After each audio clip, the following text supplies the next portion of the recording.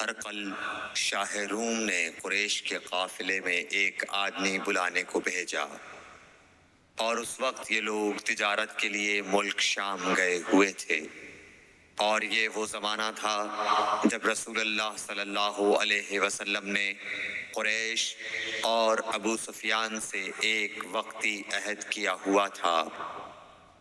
جب ابو سفیان اور دوسرے لوگ ہرقل کے پاس ایلیا پہنچے جہاں ہرقل نے دربار طلب کیا تھا، اس کے گرد روم کے بڑے بڑے لوگ، علماء، وزراء و امراء بیٹھے ہوئے تھے۔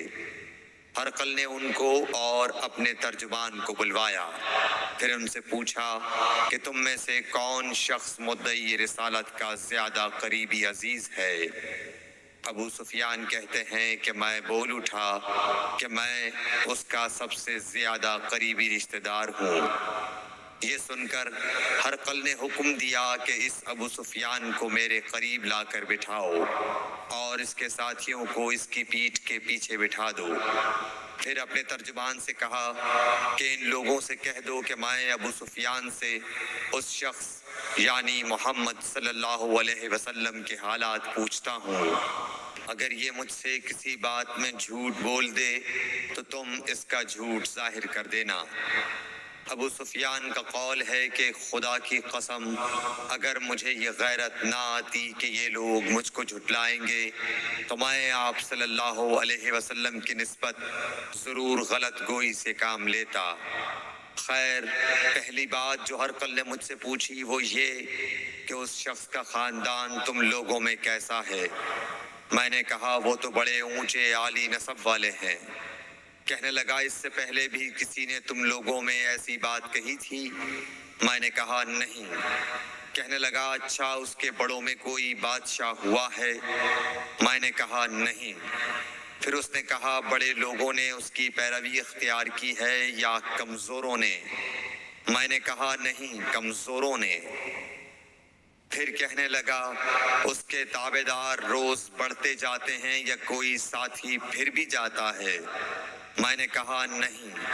کہنے لگا کیا اپنے اس دعویٰ نبوت سے پہلے کبھی کسی بھی موقع پر اس نے جھوٹ بولا ہے؟ میں نے کہا نہیں۔ اور اب ہماری اس سے صلح کی ایک مقررہ مدت ٹھہری ہوئی ہے، معلوم نہیں وہ اس میں کیا کرنے والا ہے۔ ابو سفیان کہتے ہیں میں اس بات کے سوا اور کوئی جھوٹ اس گفتگو میں شامل نہ کر سکا۔ ہرقل نے کہا کیا تمہاری اس سے کبھی لڑائی بھی ہوئی ہے؟ ہم نے کہا کہ ہاں۔ بولا پھر تمہاری اور اس کی جنگ کا کیا حال ہوتا ہے؟ میں نے کہا لڑائی ڈول کی طرح ہے، کبھی وہ ہم سے میدان جنگ جیت لیتے ہیں اور کبھی ہم ان سے جیت لیتے ہیں۔ ہرقل نے پوچھا وہ تمہیں کس بات کا حکم دیتا ہے؟ میں نے کہا وہ کہتا ہے کہ صرف ایک اللہ ہی کی عبادت کرو، اس کا کسی کو شریک نہ بناؤ، اور اپنے باپ دادا کی شرک کی باتیں چھوڑ دو، اور ہمیں نماز پڑھنے، سچ بولنے، پرہیزگاری اور صلہ رحمی کا حکم دیتا ہے۔ یہ سب سن کر پھر ہرقل نے اپنے ترجمان سے کہا کہ ابو سفیان سے کہہ دے کہ میں نے تم سے اس کا نسب پوچھا تو تم نے کہا کہ وہ ہم سے عالی نسب ہے، اور پیغمبر اپنی قوم میں عالی نسب ہی بھیجے جایا کرتے ہیں۔ میں نے تم سے پوچھا کہ دعویٰ نبوت کی یہ بات تمہارے اندر اس سے پہلے کسی اور نے بھی کہی تھی؟ تو تم نے جواب دیا کہ نہیں۔ تب میں نے اپنے دل میں کہا کہ اگر یہ بات اس سے پہلے کسی اور نے کہی ہوتی تو میں سمجھتا کہ اس شخص نے بھی اسی بات کی تقلید کی ہے جو پہلے کہی جا چکی ہے۔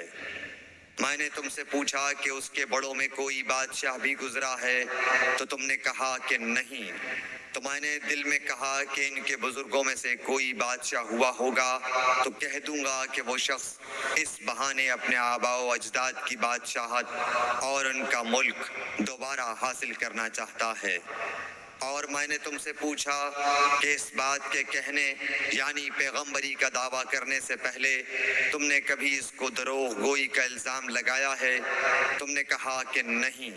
تو میں نے سمجھ لیا کہ جو شخص آدمیوں کے ساتھ دروغ گوئی سے بچے وہ اللہ کے بارے میں کیسے جھوٹی بات کہہ سکتا ہے۔ اور اور میں نے تم سے پوچھا کہ بڑے لوگ اس کے پیرو ہوتے ہیں یا کمزور آدمی؟ تم نے کہا کمزوروں نے اس کی اتباع کی ہے۔ تو دراصل یہی لوگ پیغمبروں کے متبعین ہوتے ہیں۔ اور میں نے تم سے پوچھا کہ اس کے ساتھی بڑھ رہے ہیں یا کم ہو رہے ہیں؟ تم نے کہا کہ وہ بڑھ رہے ہیں، اور ایمان کی کیفیت یہی ہوتی ہے حتیٰ کہ وہ کامل ہو جاتا ہے۔ اور میں نے تم سے پوچھا کہ آیا کوئی شخص اس کے دین سے ناخوش ہو کر مرتد بھی ہو جاتا ہے؟ تم نے کہا نہیں۔ تو ایمان کی خاصیت بھی یہی ہے، جن کے دلوں میں اس کی مسرت رچ بس جائے وہ اس سے لوٹا نہیں کرتے۔ اور میں نے تم سے پوچھا کہ آیا وہ کبھی عہد شکنی کرتے ہیں؟ تم نے کہا نہیں۔ پیغمبروں کا یہی حال ہوتا ہے، وہ عہد کی خلاف ورزی نہیں کرتے۔ اور میں نے تم سے کہا کہ وہ تم سے کس چیز کے لیے کہتے ہیں؟ تم نے کہا کہ وہ ہمیں حکم دیتے ہیں کہ اللہ کی عبادت کرو، اس کے ساتھ کسی کو شریک نہ ٹھہراؤ، اور تمہیں بتوں کی پرستش سے روکتے ہیں، سچ بولنے اور پرہیزگاری کا حکم دیتے ہیں۔ لہٰذا اگر یہ باتیں جو تم کہہ رہے ہو سچ ہیں تو ان قریب وہ اس جگہ کا مالک ہو جائے گا کہ جہاں میرے یہ دونوں پاؤں ہیں۔ مجھے معلوم تھا کہ وہ پیغمبر آنے والا ہے، مگر مجھے یہ معلوم نہیں تھا کہ وہ تمہارے اندر ہوگا۔ اگر میں جانتا کہ اس تک پہنچ سکوں گا تو اس سے ملنے کے لیے ہر تکلیف گوارا کرتا۔ اگر میں اس کے پاس ہوتا تو اس کے پاؤں دھوتا۔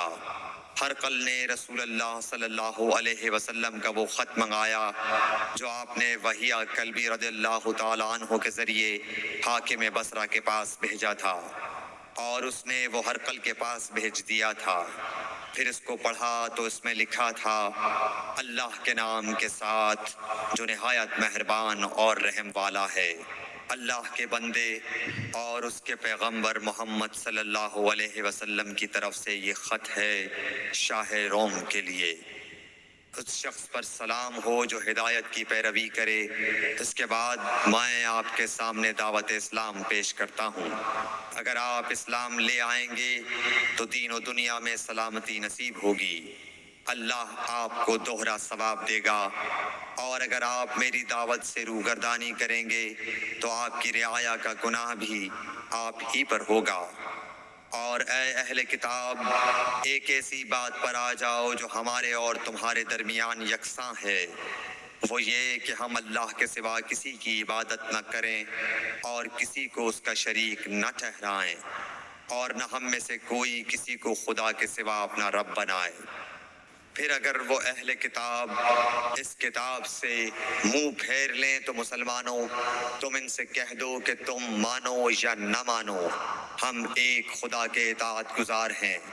ابو سفیان کہتے ہیں، جب ہرقل نے جو کچھ کہنا تھا کہہ دیا اور خط پڑھ کر فارغ ہوا تو اس کے ارد گرد بہت شور و غوغا ہوا، بہت سی آوازیں اٹھیں اور ہمیں باہر نکال دیا گیا۔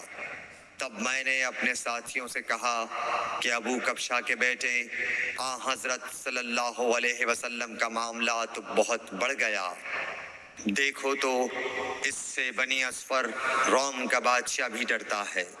مجھے اس وقت سے اس بات کا یقین ہو گیا کہ حضور صلی اللہ علیہ وسلم ان قریب غالب ہو کر رہیں گے، حتیٰ کہ اللہ نے مجھے مسلمان کر دیا۔ راوی کا بیان ہے کہ ابن ناطور ایلیا کا حاکم ہرقل کا مصاحب اور شام کے نصارہ کا لاٹ پادری بیان کرتا تھا کہ ہرقل جب ایلیا آیا ایک دن صبح کو پریشان اٹھا تو اس کے درباریوں نے دریافت کیا کہ آج ہم آپ کی حالت بدلی ہوئی پاتے ہیں، کیا وجہ ہے؟ ابن ناطور کا بیان ہے کہ ہرقل نجومی تھا، علم نجوم میں وہ پوری مہارت رکھتا تھا۔ اس نے اپنے ہم نشینوں کو بتایا کہ میں نے آج رات ستاروں پر نظر ڈالی تو دیکھا کہ ختنہ کرنے والوں کا بادشاہ ہمارے ملک پر غالب آ گیا ہے۔ بھلا اس زمانے میں کون لوگ ختنہ کرتے ہیں؟ انہوں نے کہا کہ یہود کے سوا کوئی ختنہ نہیں کرتا، سو ان کی وجہ سے پریشان نہ ہو۔ سلطنت کے تمام شہروں میں یہ حکم لکھ بھیجیے کہ وہاں جتنے یہودی ہوں سب قتل کر دیے جائیں۔ وہ لوگ انہی باتوں میں مشغول تھے کہ ہرقل کے پاس ایک آدمی لایا گیا جسے شاہ غسان نے بھیجا تھا۔ اس نے رسول اللہ صلی اللہ علیہ وسلم کے حالات بیان کیے۔ جب ہرقل نے سارے حالات سن لیے تو کہا کہ جا کر دیکھو وہ ختنہ کیے ہوئے ہے یا نہیں۔ انہوں نے اسے دیکھا تو بتلایا کہ وہ ختنہ کیا ہوا ہے۔ ہرقل نے جب اس شخص سے عرب کے بارے میں پوچھا تو اس نے بتلایا کہ وہ ختنہ کرتے ہیں۔ تب ہرقل نے کہا کہ یہی محمد صلی اللہ علیہ وسلم اس امت کے بادشاہ ہیں جو پیدا ہو چکے ہیں۔ پھر اس نے اپنے ایک دوست کو رومیہ خط لکھا اور وہ بھی علم نجوم میں ہرقل کی طرح ماہر تھا۔ پھر وہاں سے ہرقل حمص چلا گیا۔ ابھی حمص سے نکلا نہیں تھا کہ اس کے دوست کا خط اس کے جواب میں آ گیا۔ اس کی رائے بھی حضور صلی اللہ علیہ وسلم کے ظہور کے بارے میں ہرقل کے موافق تھی کہ محمد صلی اللہ علیہ وسلم واقعی پیغمبر ہیں۔ اس کے بعد ہرقل نے روم کے بڑے آدمیوں کو اپنے حمص کے محل میں طلب کیا اور اس کے حکم سے محل کے دروازے بند کر لیے گئے۔ پھر وہ اپنے خاص محل سے باہر آیا اور کہا، اے روم والو، کیا ہدایت اور کامیابی میں کچھ حصہ تمہارے لیے بھی ہے؟ اگر تم اپنی سلطنت کی بقا چاہتے ہو تو پھر اس نبی صلی اللہ علیہ وسلم کی بیعت کر لو اور مسلمان ہو جاؤ۔ یہ سننا تھا کہ پھر لوگ وحشی گدھوں کی طرح دروازوں کی طرف دوڑے مگر انہیں بند پایا۔ آخر جب ہرقل نے اس بات سے ان کی یہ نفرت دیکھی اور ان کے ایمان لانے سے مایوس ہو گیا تو کہنے لگا کہ ان لوگوں کو میرے پاس لاؤ۔ جب وہ دوبارہ آئے تو اس نے کہا، میں نے جو بات کہی تھی اس سے تمہاری دینی پختگی کی آزمائش مقصود تھی، سو وہ میں نے دیکھ لی۔ تب یہ بات سن کر وہ سب کے سب اس کے سامنے سجدے میں گر پڑے اور اس سے خوش ہو گئے۔ بالآخر ہرقل کی آخری حالت یہی رہی۔ صحیح بخاری حدیث نمبر 7۔